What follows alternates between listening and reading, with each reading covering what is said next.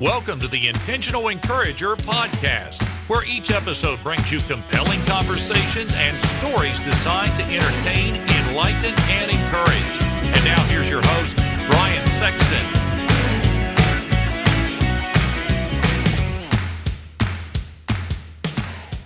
Hey everybody, Brian Sexton. You know what's really important to me when I do business with a company is trust and transparency. I've been telling you now for a good while about my buddy Damon Burton and his company, SEO National, because trust and transparency are just as important to them. You know, for the last 15 years, in the search engine optimization space, they have been leading the way and serving people tremendously well. Now, for those of you that don't know what SEO is, it stands for search engine optimization. It helps you show up higher on Google searches so that folks that are looking for what you have find you quicker. And you know what's really encouraging? More revenue, more sales, growing your business. Do me a favor, get in touch with Damon and his team today at SEO National at 855-736-6285 or go to SEOnational.com and get your free quote and tell them you heard it on the Intentional Encourager podcast. I hope you're ready, because here comes a dynamite conversation on the Intentional Encourager podcast.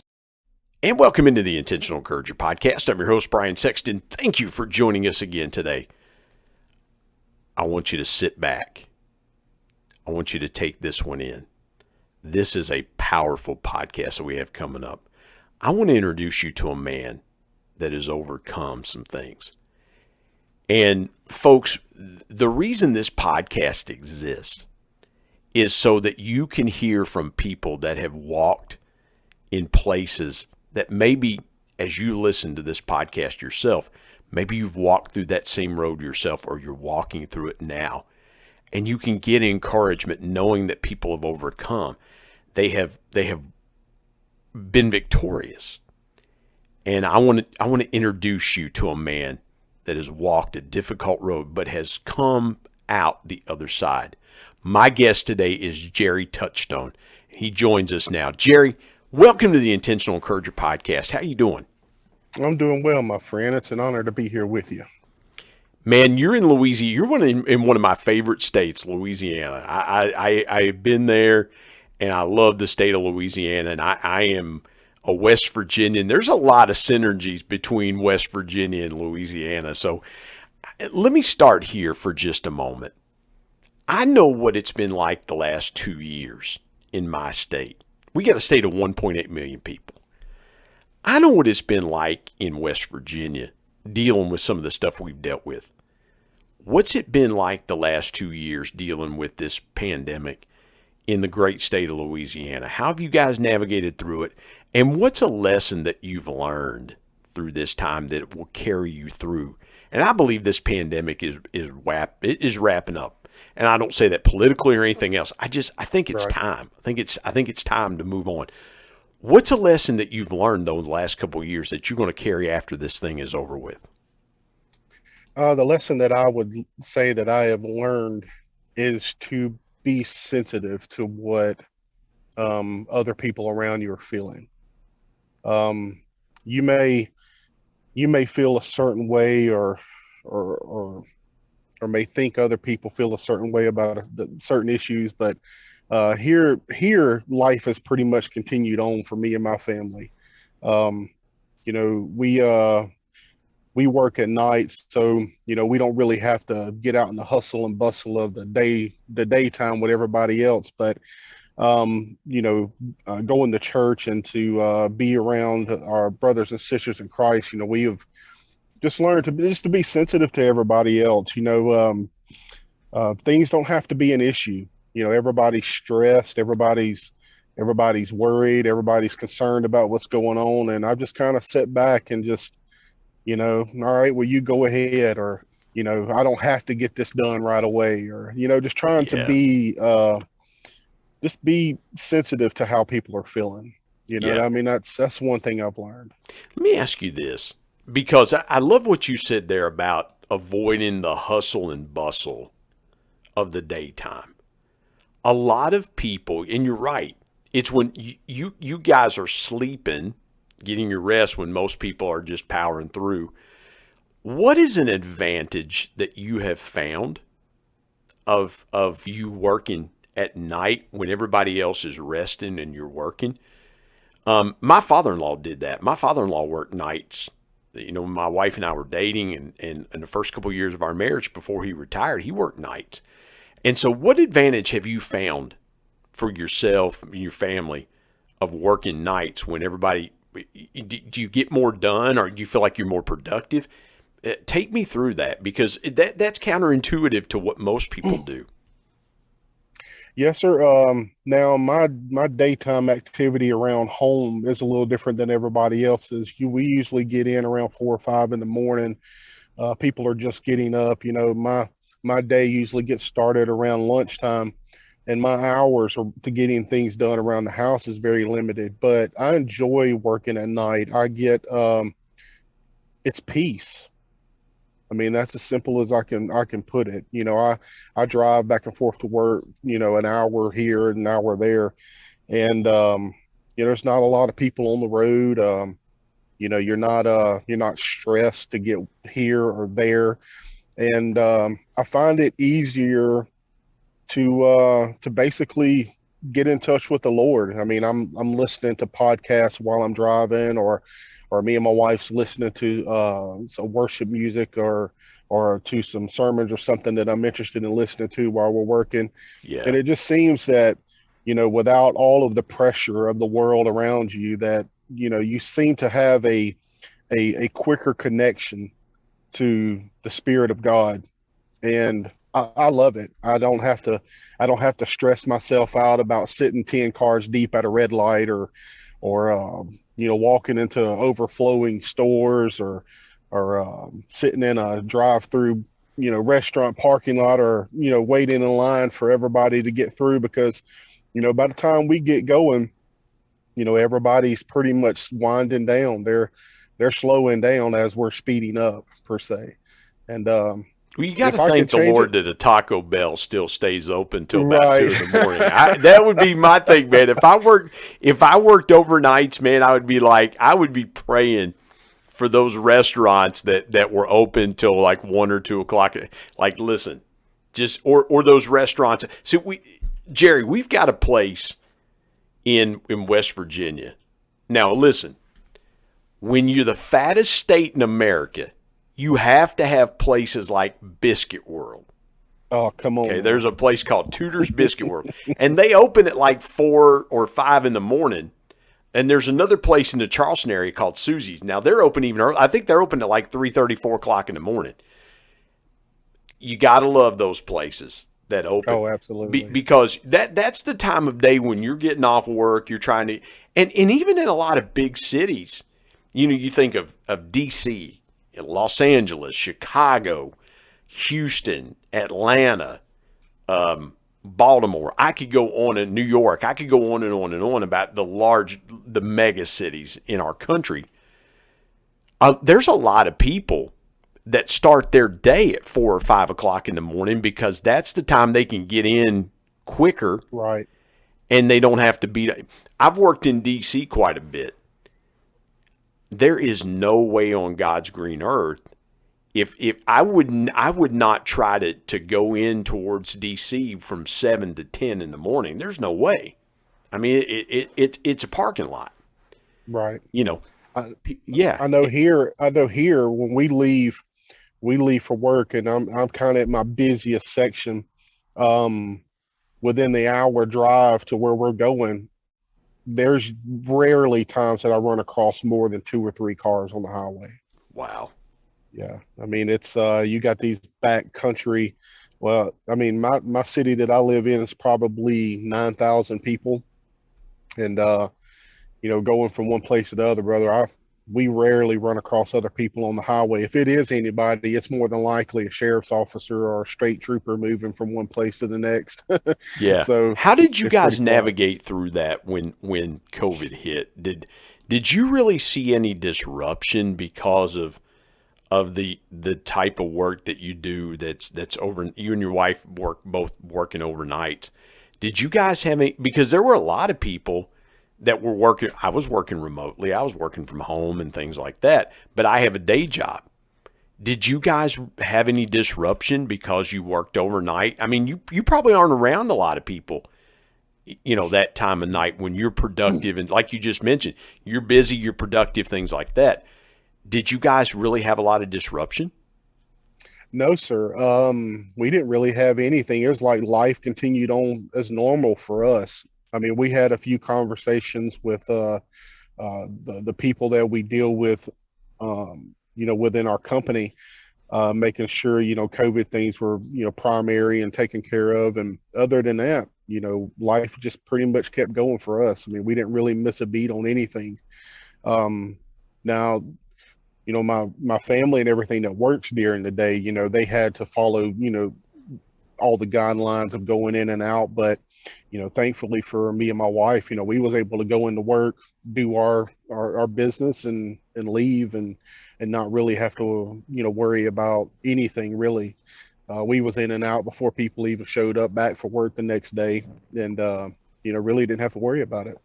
Was that a big change and big transition for you guys, going from day work to night work? Because I worked evenings for about 3 years when I was recruiting kids for college, so I would be coming home as my son, who was 9, 10, 11 years old at the time, he was going to bed. And so weekends were my time for family time, because I was out working while they were at home, and I was home when when my wife was leaving for work and my son was going to school. Was that a hard transition for you and your wife to make, going from day to night? Or was it something you guys were looking to do that was a little bit different and unique for you and your family? It wasn't really a hard transition. I spent many years as a firefighter EMT working 48 and 72-hour shifts. So I was gone 3 to 4 days, 3 to 2 days at a time, sometimes longer than that if a shift needed to be covered. And so when I would come home for 2 days or 3 days, my first day was sleeping because I was on the road most of the time, during my shift. And my wife, she would tell me that she was afraid to sleep at night. So she would basically sit up and, watch old rerun TV shows and stuff because I wasn't home to be occupied at night. And so when there was a moment, she said, she come to me, she said, babe, she said, I'm really tired of you not being at home. She said, I'm gonna start praying for God to open some doors. And she come to me, she says, I feel like the Lord wants us to open a janitorial company. And I said, well, okay, well, if you feel like that's, what God's will, then, we'll start pushing into it. And sure enough, things begin to open, things begin to transpire for us. And, I eventually was able to step away from the medical field. And now we've been doing this for several years now. And it was basically a pretty much smooth transition. It's like we've never really missed a beat on it, because I was used to being up at nights and she was used to being up at nights already. So it worked out pretty well. Man, I love that. Let's step aside and take a quick break. When we come back, I want to ask you about something. I want to take that conversation just a little bit further, because you mentioned being in the janitorial industry, and that industry has really had to step up to the plate with how they've with deep cleaning and things like that. So I want to park there for just a minute, and then, folks, I'm going to save some room. I'm going to cut this next segment a little short. I'm going to give you a forewarning. This next segment's going to be a little shorter because I want to save room for Jerry's story, what he's overcome. My guest is Jerry Touchstone. Here on the Intentional Encourager podcast, you want to stick around for this conversation. Back in just a moment.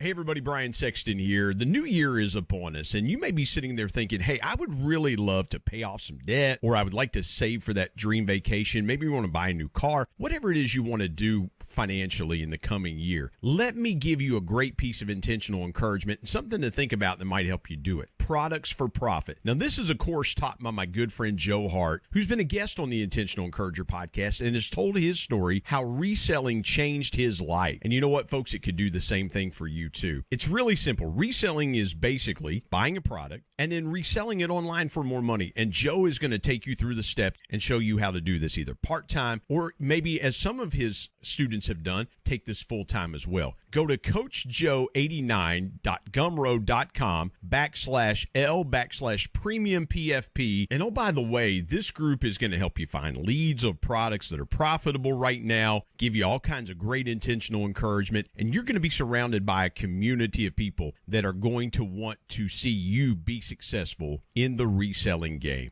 Again, go to coachjoe89.gumroad.com/L/premium PFP and tell him you heard about it on the Intentional Encourager podcast. And now let's get back to more great conversation here on the Intentional Encourager podcast.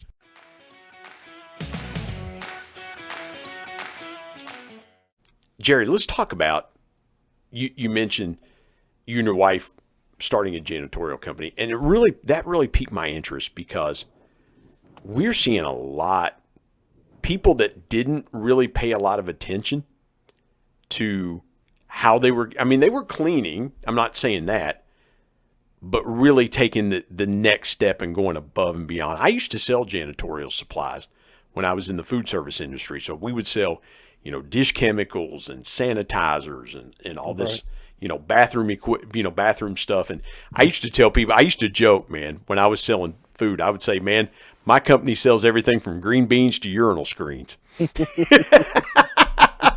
But we sold all the cleaning products and things like literally everything in a restaurant that you could think of. We sold it from front of the house all the way through the bathroom, all the way to the back of the house. And so, man, for 15 years, that's what I did. I sold stuff like that. What changed about your business when COVID-19 hit and how you guys had to take that next level and that step forward to ensure that, you're working at night when nobody's around, but how did you guys have to take, what steps did you have to go to that next level with your customers and your clients that you were serving? Well, it was basically, just ensuring that we were, abiding by the protocol that was put out, for the COVID-19. And it was just basically, sitting down with them. They would give us the guidelines that they felt like were best for their company, and we would abide by that guideline.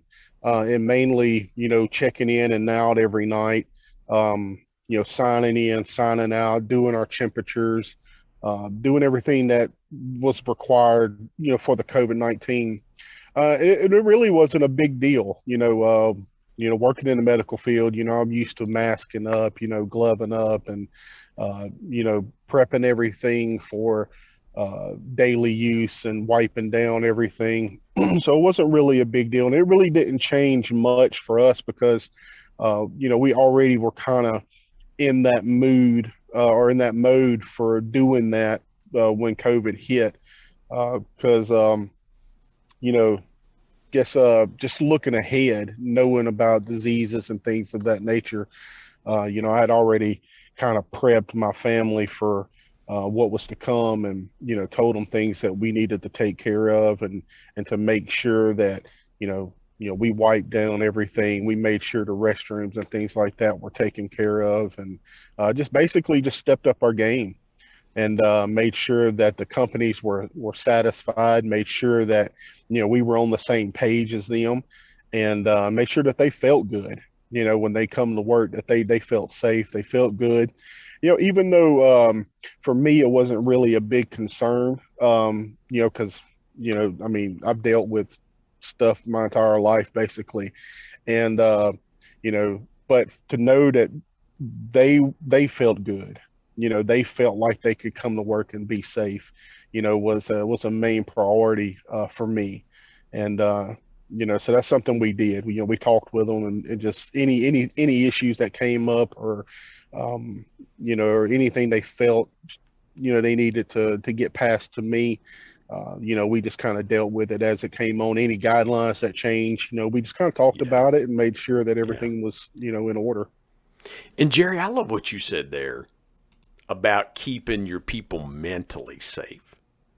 Because I don't think, we talk so much about staying physically safe, masking up, Mm-hmm. gloves. I was at a hotel not so long ago, and I was getting some breakfast, and they were like, well, you need to put gloves on when you handle the utensils. And I'm thinking to myself, this is the only hotel I've stayed in that's asked me to do that. I don't think about that stuff. I don't think we thought about that before all this. Now we think about it. Now it's like, okay, but I don't think people, we talk so much about masking up and social distancing and all this stuff, but I don't think we think about keeping people mentally safe. And I love Right. what you said there. As an entrepreneur, I've got to go here with you for just a minute. As an entrepreneur, were you ever feeling any kind of internal pressure to around your employees? What things were you most concerned about or concentrating on? Or maybe there was a lesson that you learned as an entrepreneur through this. That's where I want to go. Jerry, that's where I want to go. What was the biggest lesson that you learned as an entrepreneur about yourself and your business through this time around COVID-19?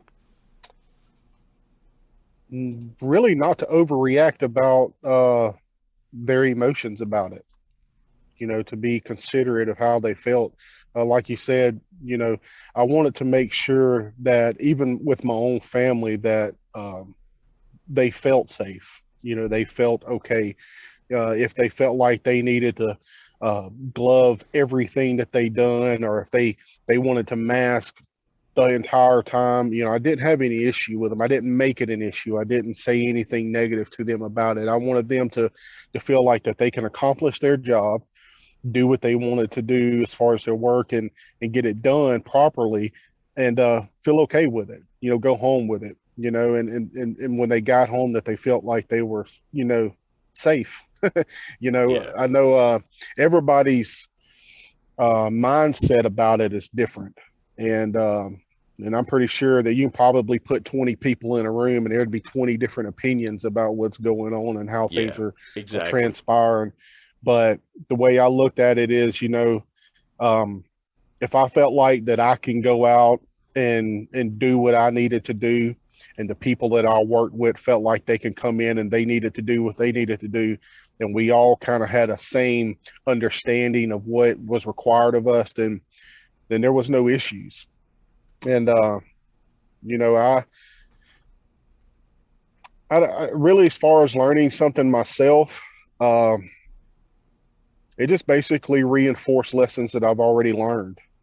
To be sensitive of other people's feelings about things, to be sensitive about their emotions towards other things, and to frankly listen before I spoke and try to get an understanding of how they felt about it before I actually said anything about it. To be more of a leader instead of a, bossy boss, I guess you could say. That's one thing I felt like that I would learn, is to be more of a leader and to be a listener instead of just a voice that said do this or do that. Man, I love that. Being a leader instead of being a boss. Because again, there are so many people that say, well, that's my boss, or, well, no. Lead first and then direct. Right. It's easier to lead people than it is to direct them anyway. So let's step aside, take another break. We come back. I want to save room for Jerry's story. The things this man has overcome is miraculous, but there's a reason he's been able to overcome them. My guest, Jerry Touchstone, joins me today on the Intentional Encourager podcast. You are going to want to come back. You stay right here with us here on the Intentional Encourager podcast.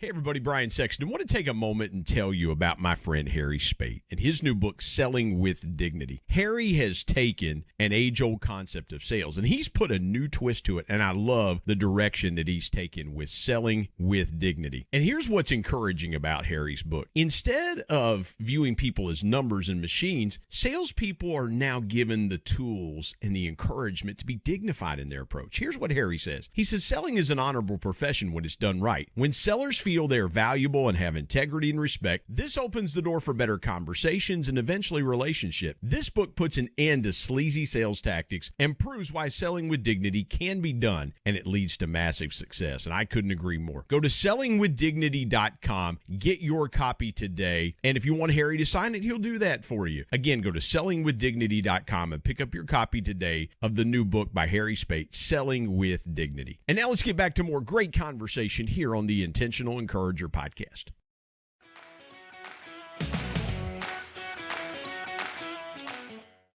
Jerry, I want to save room for your story.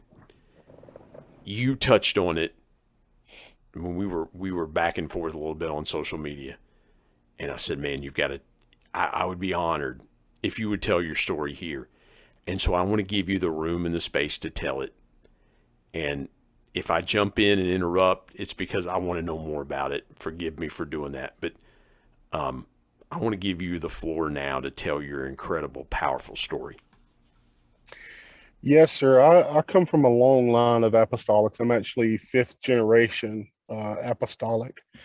And Lord, I prayed today. I was like, Lord, where would you want me to start with this? I mean, I've been through a good deal.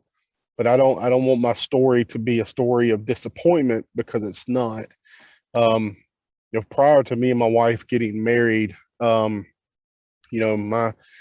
pastor committed adultery, and my faith in men, kind of stumbled a little bit, and then we came under another pastor, which was very open about calling people out in the middle of service. And he's called me and my wife out several times in the middle of service, and we felt like it was God's will for us just to leave. And then we moved to another church, and I had started working into the medical field in the fire department and really started getting involved in my work.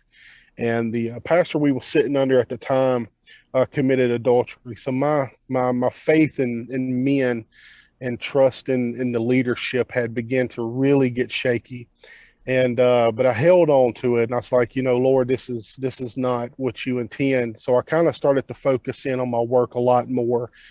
And I spent many years working as a firefighter EMT and seen many things. There's calls that I've worked as an EMT that I can remember very vividly. One of the very first calls I worked was a young lady who committed suicide, and she was the same age as I was. And I can vividly remember, the way the house looked, the way the living room and the kitchens looked, the way her bedroom looked. I can remember the words that she penned in a letter to her family.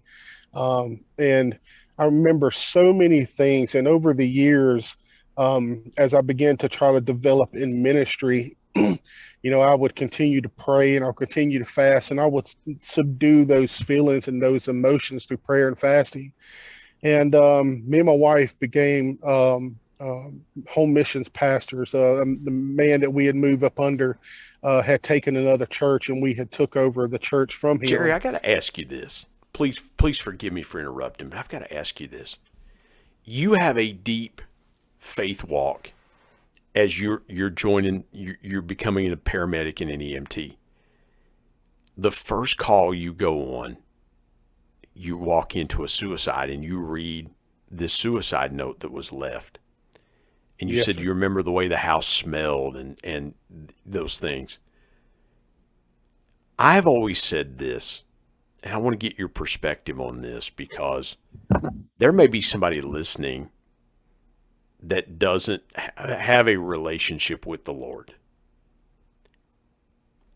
How did you get through it with a relationship with the Lord, and being in ministry as you have? How do people get through those things without a relationship with the Lord, because I lost my dad suddenly. He passed away in his sleep.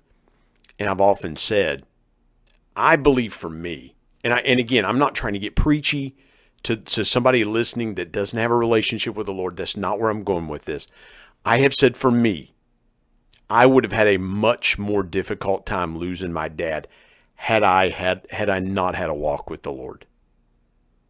Right. Or you seeing what you've seen, and you're going to go more into this, but some of the things that you detailed, have you ever thought about how difficult it would have been had you not had a walk with the Lord?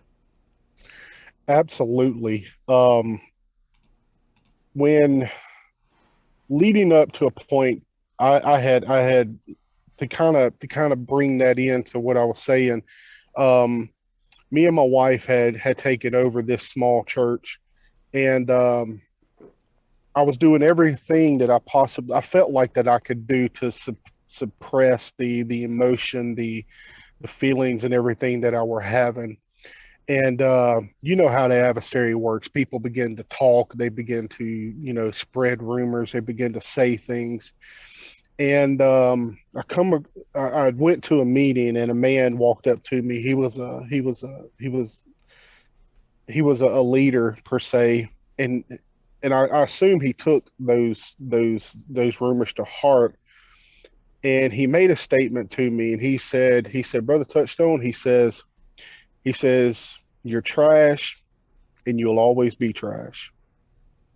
And from that moment there, my faith in God, my faith in man, my faith in everything that I believed in began to shatter.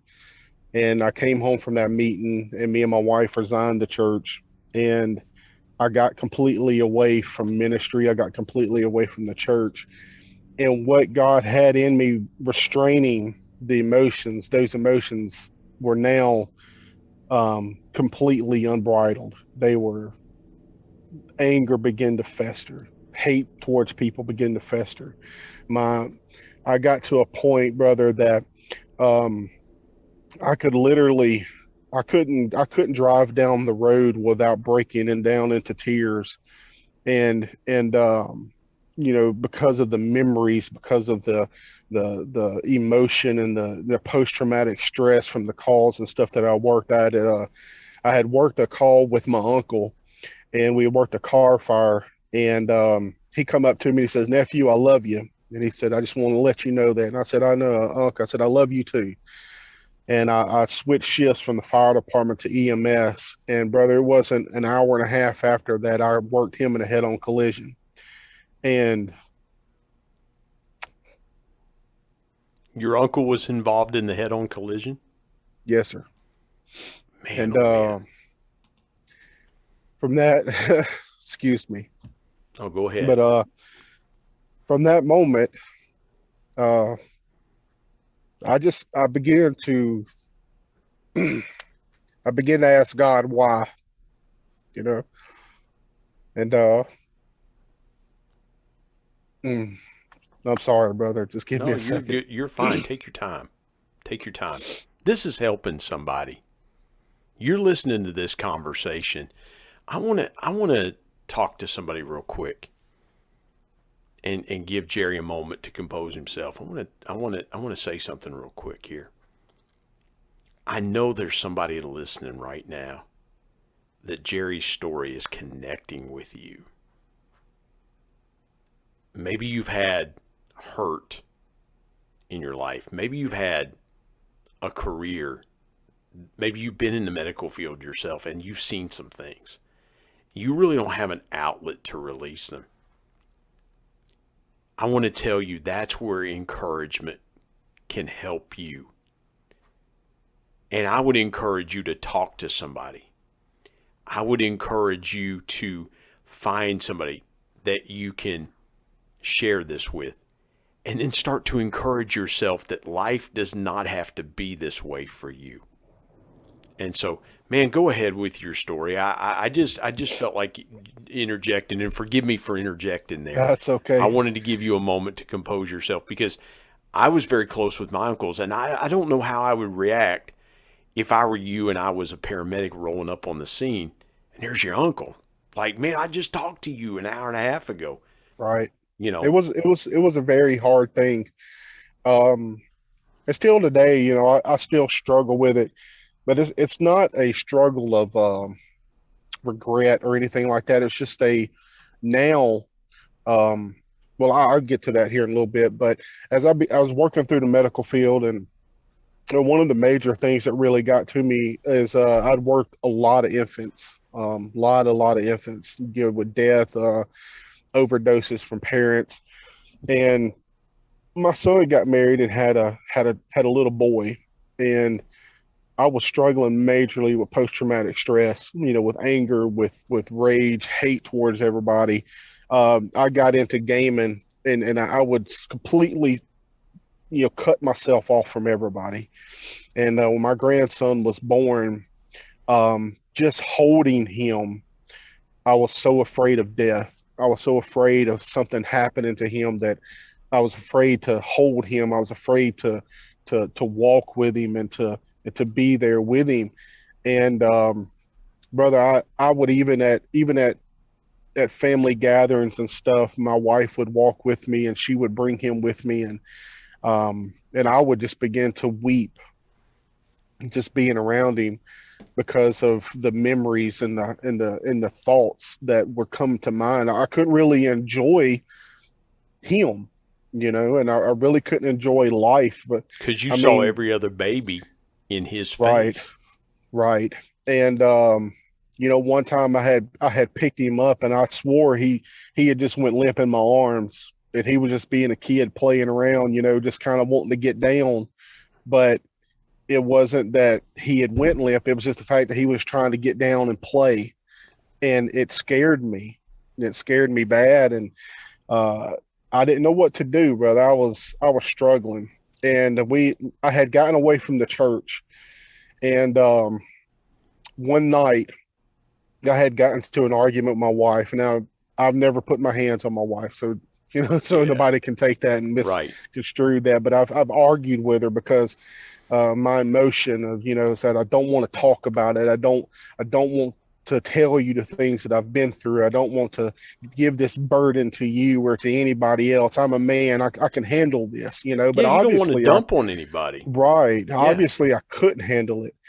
And so one night I'd got to an argument with her, and I felt bad. And I said, you know what? I said God began to deal with me at that moment.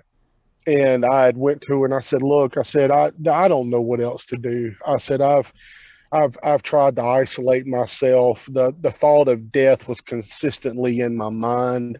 And God had steadied my hand many a times to keep me on this earth. And I had come to the conclusion. I said, there's only one way that I'm gonna be able to fight this, and that's going to be going to church. And she's like, well, where are we going to go to church at? I said, I have no idea. I said, let's go to church with your mama. And I said, but God's wherever. I just need to get a hold of God. I need to get my life back, and I need to get rid of this because I was having nightmares. I was sleeping maybe 2 or 3 hours a night. I couldn't really function, and life was just a blur for me for many years. Many years. We had went on vacations, and even on vacations, I just, I'd be in another world. I'd be, just blank. Did you ever think about self-medicating?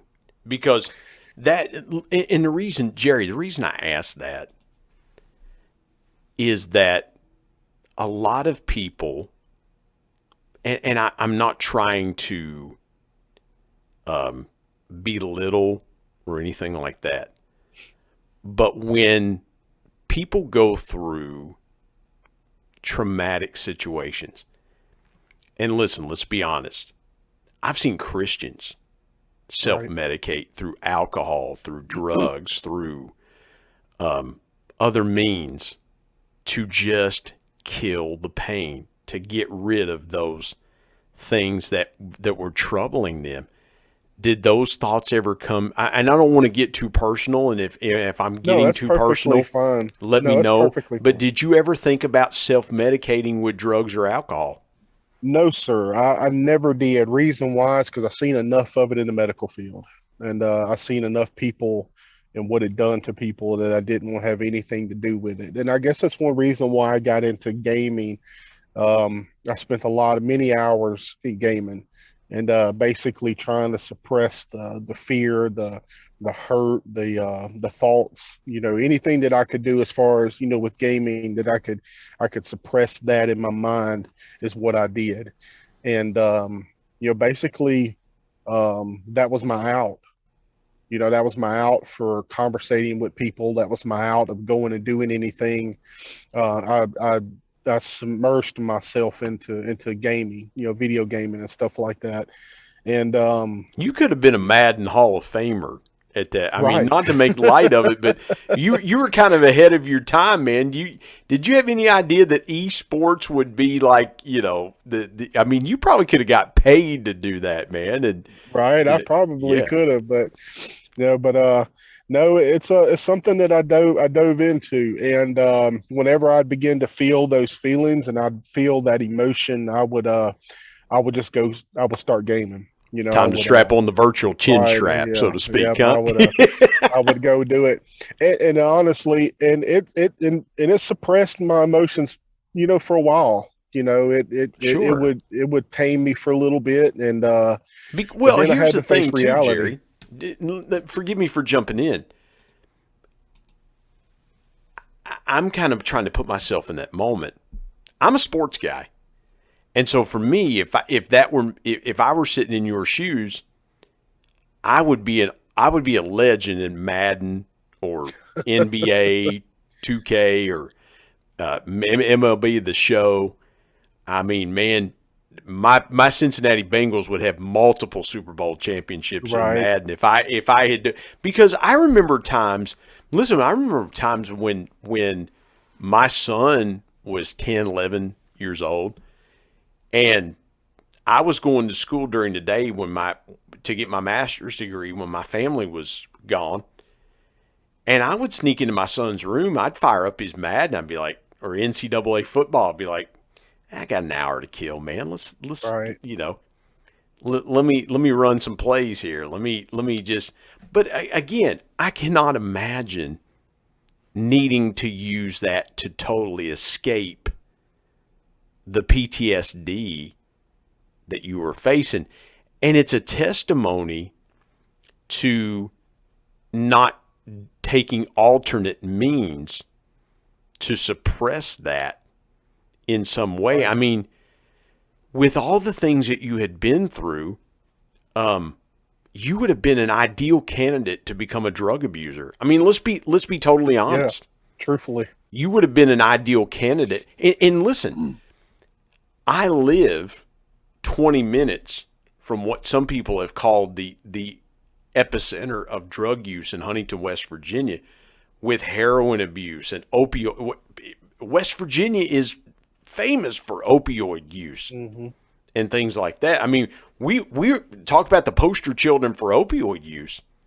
It's West Right. Virginia. It's Huntington, West Virginia, 20 minutes west of where I live. And so, man, I think it's remarkable that you did not turn to drugs or alcohol to suppress those things. Take me to the moment where it broke, because that's a powerful. You were sharing with me just a little bit. I want our audience to hear about the moment that broke in your life.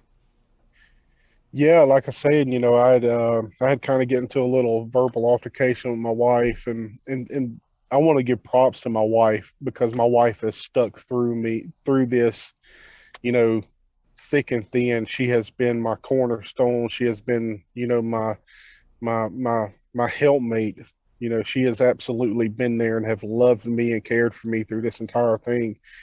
And but we woke up the next morning. It was Sunday morning, and she said, I don't really think we need to go to church with Mama. I said, okay. I said, wherever you want to go, wherever you want to Mm-hmm. go. And she said, well, let's go to Brother Kirk Hosel's church in Crossroads. And I'm like, okay, well, that's a lot better. Instead of an hour drive, 10 minutes is a whole lot better than me. I can get back home. I'll be over, and in my mind, I wanted a change. And in my heart, I wanted to change. I was desperate for something. But then a part of me was like, okay, well, another church, another more fake people, more, because my hate towards people had just gotten to a point that, I was better off giving you my opinion, whether you liked it or not, and didn't really care about your emotions, didn't care about how you felt about anything. And I would tell you, and wasn't really concerned about it. And well, we got to church, and immediately, I began to feel God move upon me. And of course, I didn't respond out of being hard-headed. And that night, we went back, and Brother Brennan Hosell, the pastor's son, preached.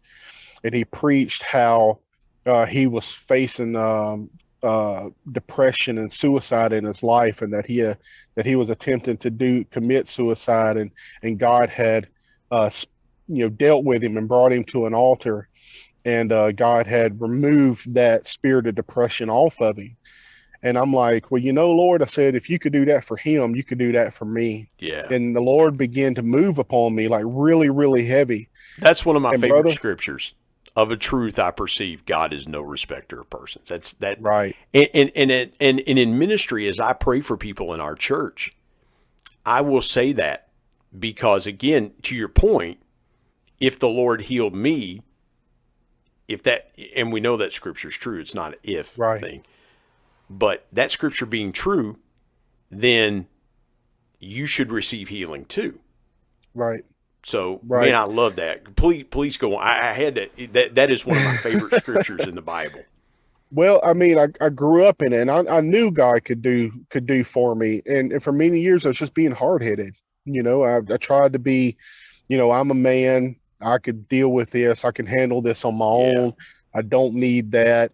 I see other men in this world. They're prosperous. They're doing well. I don't need to to continue to be let down by people.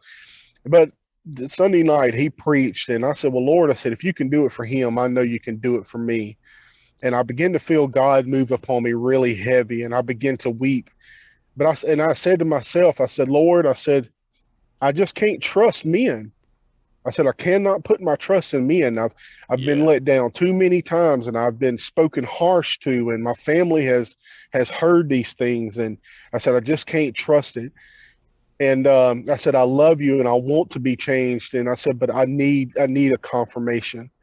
And brother, I kid you not, a man of God walked across the front of the church, and he walked down the aisle, and he come up to me, and he said, God said, you don't have to trust them, but you can trust me. Wow. And brother, that was it. I lost it. I began to weep. I went to the altar. I lifted my hands, and I said, here I am. Here I am.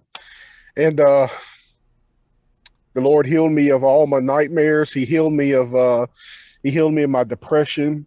I don't have any fear of the things that I've encountered, or the things that used to bother me. I sleep.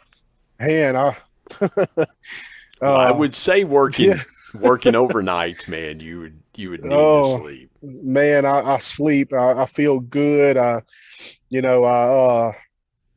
have a desire in my heart now, brother, just to see other people healed, healed of the emotion, healed of the hurt, healed of the pain, regardless of what they're going through. And I want to encourage them that, regardless of what they're going through and what they're facing, that there is a God, man. There is a God that he will grab you, and he will take every bit of it away, that he will give you strength to rise the next day and to face a world that doesn't care about you. But he will love you, and he will hold you, and he will walk with you when you feel like there's nobody there. And now, brother, I get up. I can't wait to get up and pray. I can't wait to get up and study. I love being in the house of God. I love being around the people of God. God has completely changed my attitude. I see my family. They're happy. they're laughing, they're smiling, they're singing, the joy of the Lord is just filling my home. When it was when it was dark, and is Dad okay? Yeah. But now it's joy unspeakable. And I have an uncle that's 86 years old. And my uncle is legally blind. He lives in Oregon with his daughter now. He married my aunt. My aunt went home to be with the Lord. And when she passed away, he moved back. He moved in with his daughter. His daughter's his caregiver in Oregon. My uncle used to tell about sleeping on a park bench in the early 1970s in San Francisco, California. And my uncle would say that he heard singing. The Pentecostal church there in San Francisco, pastor was Marilyn Gazowski. He listened to him sing as he's sleeping in the park. And my uncle, legally blind, would sit at the piano and he would sing a song that says, "Thanks to Calvary, I don't sleep in a park anymore. Thanks to Calvary, I'm not the drunk that my kids had to worry about. Thanks to Calvary." And Jerry, that song came to my mind as you were telling your story. And I began to think to myself, thanks to Calvary, my brother doesn't have to deal with PTSD anymore. Amen. Thanks to Calvary, my brother gets to sleep at night. Thanks to Calvary, when he holds his grandchildren, he doesn't have to have a fear about seeing what he's seen. And I want to encourage you. And again, if you listen to this podcast, you know I'm a Christian and I don't care who knows it. I'm an apostolic Pentecostal Christian and I'm not ashamed and I don't care who knows it. And I'm not saying, listen, if you're Baptist, Methodist, Presbyterian, Charismatic, whatever denomination you are, I'm not trying to be high and mighty here. No. The same God that you worship is the same God we worship. There's no difference. There's no difference. And Calvary just wasn't for Pentecostal people, and Calvary just wasn't for Baptist people and Method. Calvary was for everybody. Calvary was for everybody. Whosoever will. I want to encourage you. Take your trouble. Take it and give it to the Lord. And so, Jerry, forgive me for jumping in there. I want to give you an opportunity. If folks want to reach out to you, tell them how they can reach out to you and connect with you on your social media platforms. And man, I'm so indebted. But if folks want to reach out to you, how can they do that? Well, they can get a hold of me on Twitter at JW Touchstone, or they can even go to Facebook and like the page Apostolic Bread. Daily, all of the reading that I do daily, I post several times a day, Bible studies, faith encouragement, and evening time Bible stories that families can read and read with their children or whatnot. So you can reach me there, Apostolic Bread on Facebook or JW Touchstone on Twitter. Folks, one of the most powerful episodes I believe that we've done in a long time. I don't know what else to say, but just to say thank you, Jerry. Thank you from the bottom of my heart for sharing your story, for trusting me and this audience with your story. Folks, if you are walking that road where you're suffering with PTSD, depression, go get some help. But I would also say this too, go get to a good Bible preaching church too. Amen. That'll help you. That'll help you better than anything. Go get to a good Bible preaching church and let God begin to heal you and help you. Jerry Touchstone, thank you for joining me today on the Intentional Encourager podcast. I'm indebted to you, and I appreciate you sharing your powerful story with us. Thank you, my friend. I enjoyed being here.